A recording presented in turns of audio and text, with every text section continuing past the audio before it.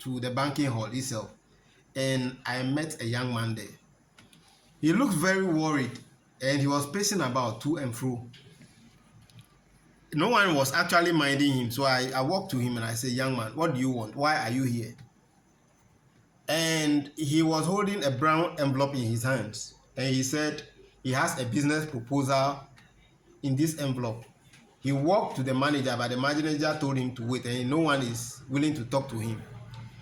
And then I'm curious, so I got to him and I said, "You can talk to me." And he said he has a business proposal in this brown envelope, and that he wants the bank to give him loan to start his own business. And I was asking this young man, I said, "Oh, is that the case?" He said, "Yes." "So do you have an account with the bank?" The answer is no. "Do you have business certificate, maybe a registered business? Did you register the so-called business with the registrar general, which you have a certificate, you are already operating?" He said no. "So how can you just walk into a banking hall, a total stranger, you don't have an account with the bank, you have not registered your business to prove that you have actually had an actual business, and that they can trace your receivables and your cash flow? You have nothing of that sort, and you just walk in and you are telling the bank to give you money to go and experiment with. And how is this possible?" So I got to know that he is a graduate from a particular university. I will not mention the university's name.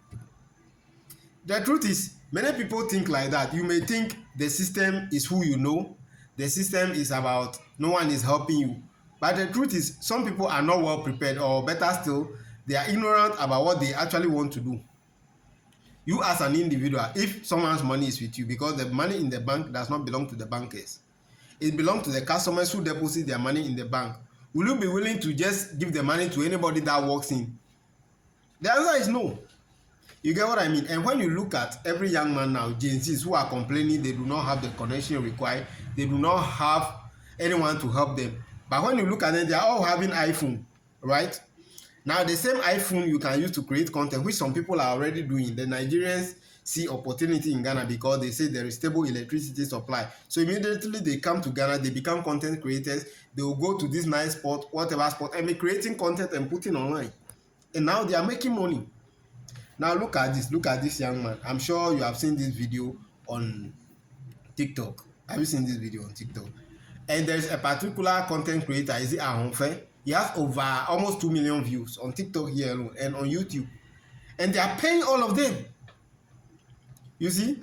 And some of you, when you finish, you were actually coming from a village. Some of your parents are farmers, whatever. You don't want to have anything to do with farming. You don't want to have anything to do with business. You all want to have a white collar job. But the question is, the job, whether you like it or not, you definitely get the job by the close of the day. Oh yes, we were all there. We were once jobless. But then, you have to be doing something before then. You get what I mean? And now, go and ask how much those people doing the white collar job, those graduates, how much do they earn? You'll be earning between 2,700 to 4,000. Go and ask those who hustle on the road, even those people who are doing phone repairs, even those Nigerians and some Ghanaians that are into phone repairs. They make that money within 2 days and in a day. And there's a particular friend of mine, you call him a carpenter. But every 2 weeks, he makes 60,000 Ghana cedi. The question you ask me, how do I get to know? But I've told you earlier on that I worked in a bank before.